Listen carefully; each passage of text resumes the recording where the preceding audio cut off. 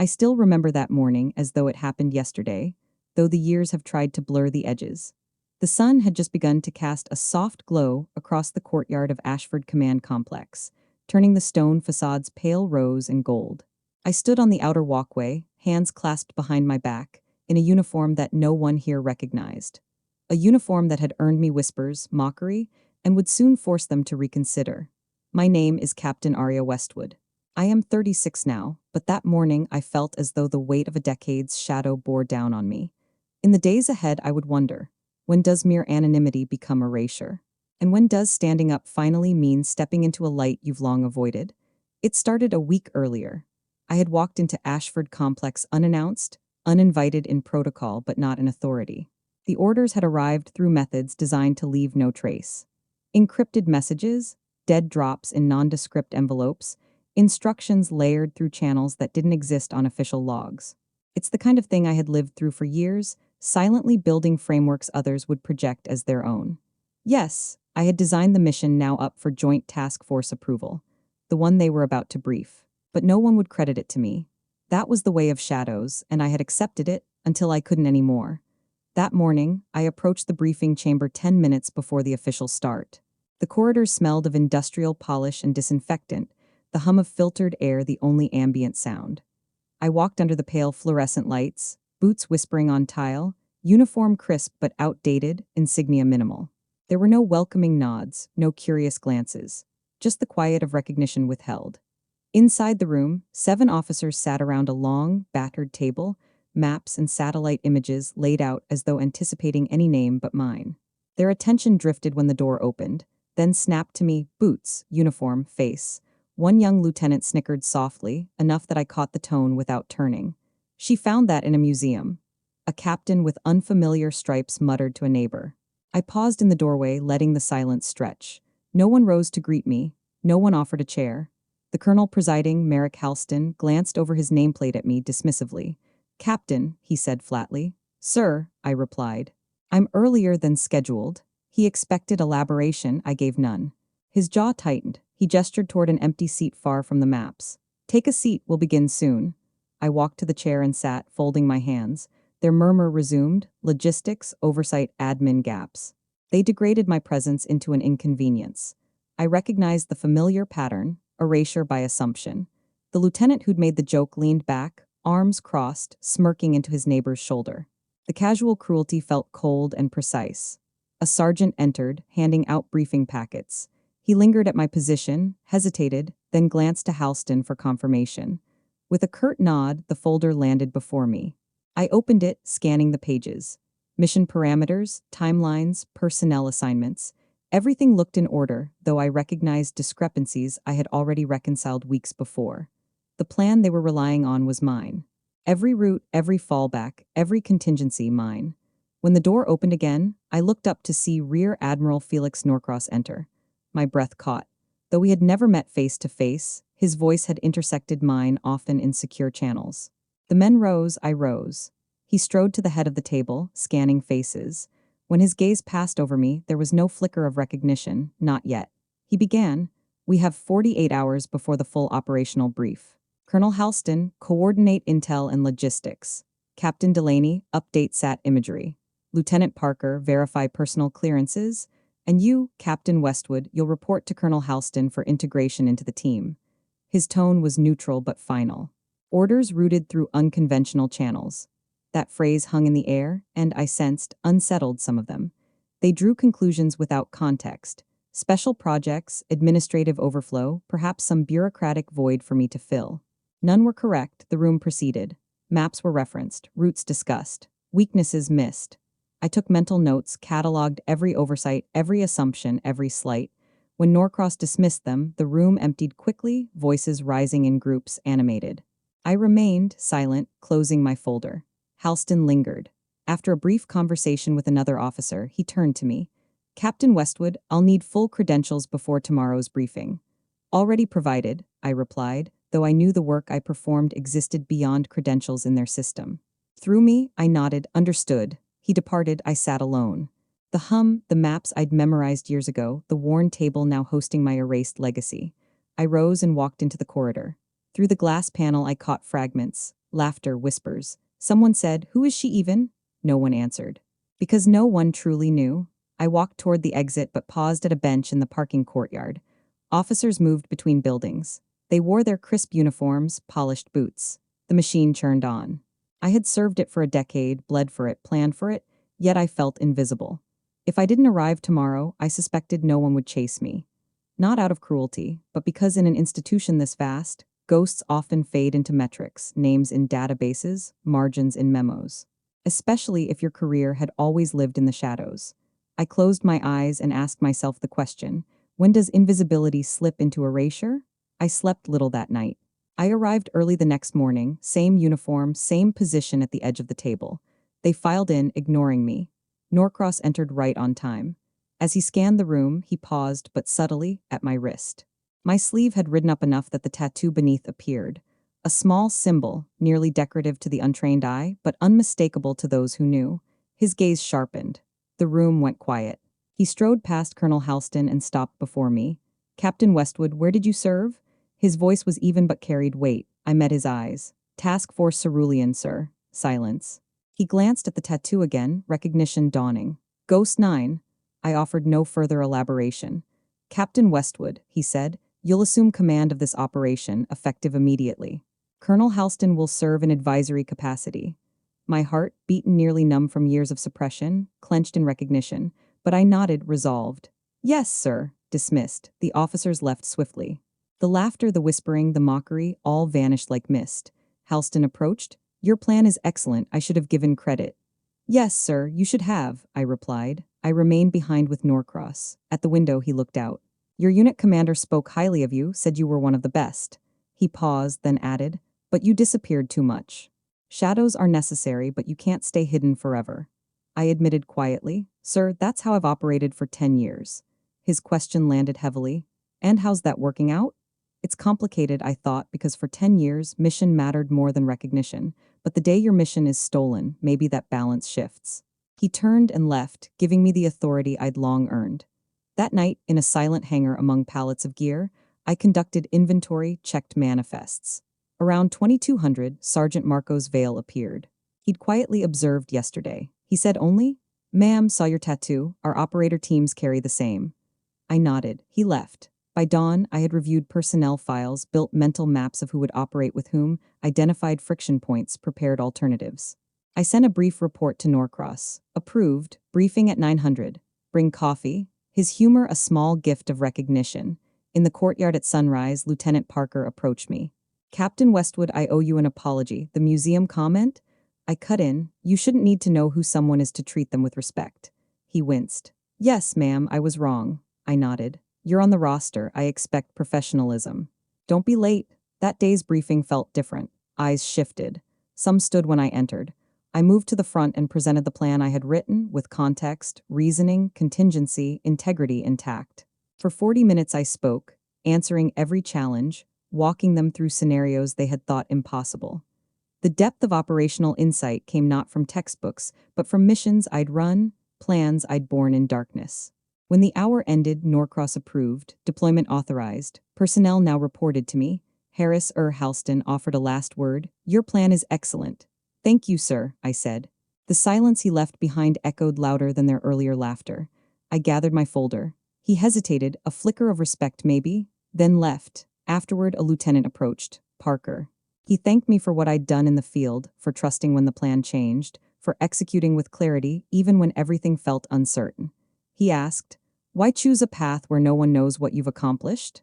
I replied, "Because the work matters more than the recognition. Because by keeping operations secure, operators stay alive. Someone must move in shadows so others can stand in the light." I walked that hallway alone again, but differently. The photographs on the wall, admirals, generals, grand parades, would never include me. My name would never hang in memorials, but the work would survive. The people would carry forward what I taught. And maybe, after all, that would be enough. When the next mission call came, coordinates, timeline, unlabeled, I felt instead the familiar pull I never truly escaped. Ghost work again. I read the orders, deleted the message, and began planning. Because that's what ghosts did. Operate, adapt, disappear, and return when the mission required it. The new assignment sent me across the ocean. back to a region whose official status remained non-active, though every operator knew the difference between headlines and reality. The flight was long, stitched together by false identities and transient checkpoints. I moved through airports like a ghost, jeans, sneakers, paperback novel in hand, the image of anonymity. No one noticed the woman whose mind cycled through terrain data, escape routes, contingency plans, and encrypted memories. I landed just past midnight in a city whose name wouldn't be on the mission report. A black sedan waited, its windows dark, the driver silent. We passed through quiet neighborhoods, then into the industrial sprawl that camouflaged government-owned property beneath steel warehouses and storage depots. The safe house looked like an abandoned office unit. Inside, 3 others waited, too familiar, one knew. All of us used call signs: Nomad 7, Ghost 3, Viper 2, and the fresh face, Falcon 5. No ranks, no names.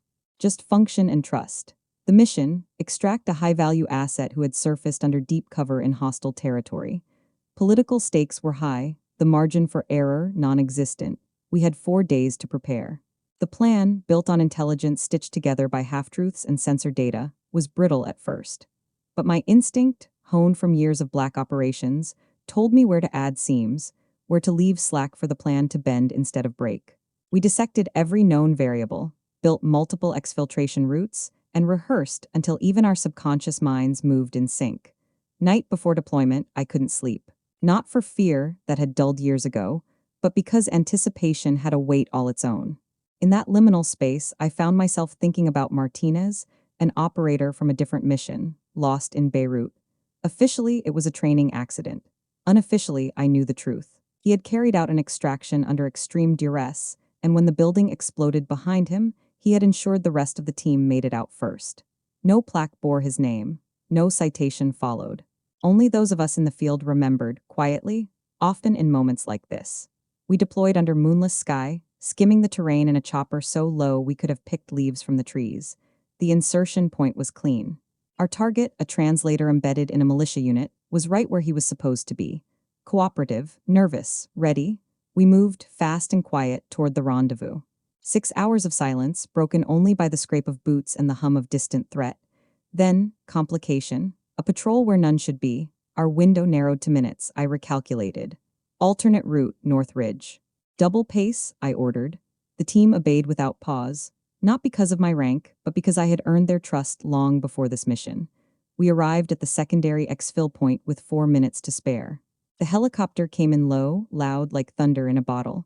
We loaded liftoff clean, below us shadows moved. We had been seconds from contact. No cheers inside the bird, no backslaps. Just silence, the operator's ritual of decompression. Once safe, once clear, we disappeared again. The asset was handed off to a team that didn't need to know who got him out. The job was done. 3 days later, I was home. If you can call a temporary billet near Fort Bracken home. It had cinderblock walls and a cot. No decorations, no comfort, but it was quiet. And in the quiet, I thought again of what Norcross had said. You can't stay invisible forever. That sentiment echoed when I stood again at the Ashford Complex courtyard. I'd returned to debrief the mission. I walked past the officers who had once laughed at me. Parker was among them, his posture different now, heavier, somehow older. Combat does that, not with scars but silence. "Ma'am," he said quietly, stopping in the hallway, "I didn't know, about you, about all of it. You weren't supposed to," I replied. "That's the point of ghost work." He shook his head. "I get that now, I didn't before." I nodded, no lecture needed. Combat had taught him better than I could. He wasn't the same lieutenant who'd called my uniform a museum relic. "Still," he added, "thank you for showing us what right looks like." Those words stayed with me long after he left. Weeks passed. Missions rotated. Orders changed. Then I received one that would alter the direction of everything. It wasn't another black operation, but a new role. Selection oversight for Task Force Cerulean, the very unit I had once called family. It meant returning to Fort Bracken's outer perimeter, this time not to disappear into night operations, but to watch. To assess recruits, their reflexes, reactions, resilience. This wasn't just about physical capability. It was about identifying that rare edge. Those who could move in silence, make impossible calls, and live with the outcome. I watched them run the obstacle course, sweat staining their fatigues, dirt clinging to elbows, resolve cracking like ice under pressure. One recruit stood out not because of speed, but because of analysis. Marcus Chin, PFC. He calculated each move, conserved effort, read terrain. When he completed the course, I called him over. Why the hesitation at the wall? He looked surprised. Ma'am, I calculate whether I can clear it clean or adjust mid-movement. Then eliminate the hesitation. Build the adjustment into the first step. Own it. He nodded, then asked what many notice eventually. Your tattoo, I've seen it. Another instructor had it. What does it mean? I glanced at my wrist. The symbol wasn't decorative, but I answered simply. It means you earned the right to wear it. That's all you need to know, for now. He nodded, respectful. I watched him walk away and thought, maybe I'm no longer just a ghost. Maybe I'm building them now, and just like that I heard footsteps beside me. Master Sergeant Cole, a voice from the past. Still recruiting for the ghost factory? He said with a smile. Someone has to. He joined me, eyes on the recruits. Heard about Ashford, you made an impression. I made them uncomfortable. Sometimes that's how change starts, he replied. You can't stay invisible forever, Arya. He used my name. It felt strange. I hadn't heard it in the field in years, not even in my own thoughts. We lost Martinez, he said after a pause. I closed my eyes. Beirut. His family got the flag, the lies, the whole script. I felt the ache. The helplessness of secrets kept too well. No one will know what he really did, or why it mattered. But we know, Cole said, and maybe that has to be enough. Maybe it does. Then my phone buzzed, encrypted signal. New mission, coordinates, timeline. Cole saw the change in my expression. You're being called back in. Looks like it. You ever going to pick a side, stay a ghost or step into the light? Maybe I can do both, for now. He clapped my shoulder. Be safe out there, Ghost 9. Always am. As I watched him leave, I looked down at my wrist. The tattoo, not just a symbol, but a promise. The mission would begin soon, and I was ready. The mission orders were simple on paper. Embedded consultation for a joint task force in Eastern Europe. But the simplicity was a lie. I knew that from the moment I read the coordinates.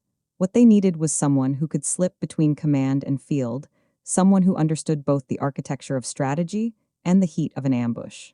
Someone who could plan and adapt in the same breath. Someone like me. My flight to Europe followed the usual pattern: assumed identity, commercial transport, backdoor arrivals. I sat beside civilians with headphones and neck pillows, reading novels. They'd never know that the woman next to them had survived missions in 7 countries no one acknowledged as war zones. They'd never guess that my body carried scars of steel and silence, or that I could disassemble a sidearm, blindfolded in 40 seconds. At the final transit stop, I was handed a dossier by a man who didn't speak. Inside were 3 things: a burner phone, coordinates to a safe house, and a photo of our asset. No names, just faces, just risk. The safe house was disguised as a failing bakery on the edge of a forgotten town. Inside, behind a steel-reinforced wall and encrypted doors, 3 operators waited. 2 I knew by the way they moved, a kind of practiced stillness, and 1 I didn't. Introductions were brief. Names didn't matter. I was Nomad 7 again. The plan was tighter than any I'd executed before. The environment was fluid, political tensions razor-sharp. Local militias had fractured. Territories shifted daily. The asset we were extracting. A military technologist defecting from an allied state gone rogue. Publicly, we couldn't be seen anywhere near him. Privately, we were already in position. The night we moved, clouds clung low. Visibility was poor, perfect. We crossed old farmland, slipping through forgotten fences and dry canals. The asset waited inside a crumbling apartment block, guarded by 2 false fronts, decoy families paid to observe and delay intruders. We neutralized them without noise. He was ready, gaunt, pale, and terrified. He shook violently as I whispered, "You want to live? You follow me, word for word." Halfway to extraction, a sensor tripped. Someone had made a mistake, not ours, external. A roaming militia patrol, off schedule, stumbled into our escape corridor. Our window shrank from 20 minutes to 4. I didn't hesitate. Switched to route echo, formation arrow. Move. The team adjusted mid-stride, leaping between rooftops, crawling through sewage culverts, dragging the asset behind like an unwilling child. I had memorized the routes, but maps are guesses. The ground writes its own language. And we were running out of ink. We reached the extraction zone 2 minutes behind schedule. Our transport had already taken off. The fallback? A long-range convoy hidden under hay bales on a farmer's cart. We loaded the asset, stripped our gear, wrapped ourselves in burlap, and rode out as dawn broke across the horizon. We looked like weary peasants on a supply run. The militia checkpoint didn't look twice. We delivered the asset 36 hours later. He was unharmed. Our mission logs were scrubbed. We each returned separately, vanishing again into the folds of silence. but something had changed in me. Because that night, after the final debrief, I sat alone in the rented room above a bar and scrolled through the encrypted texts from my last mission.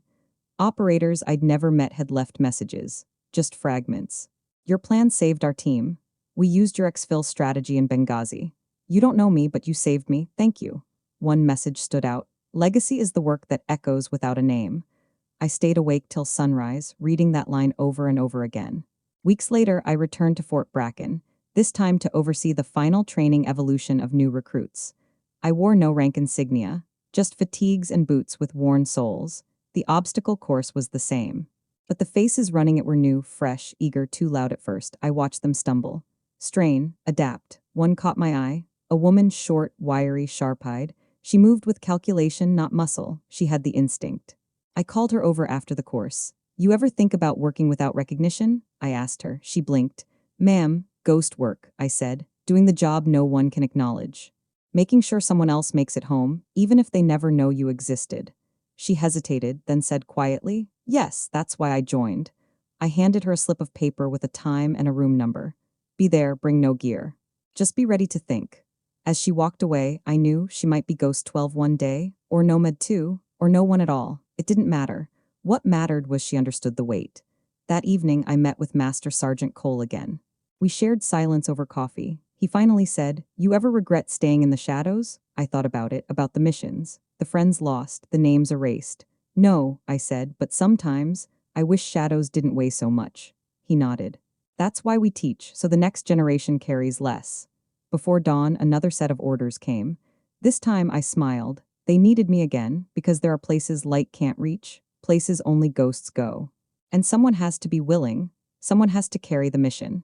Even when no one remembers your name, even when the stories get told with different faces, even when your uniform draws laughter before it earns silence, that's the cost. And I've paid it in full.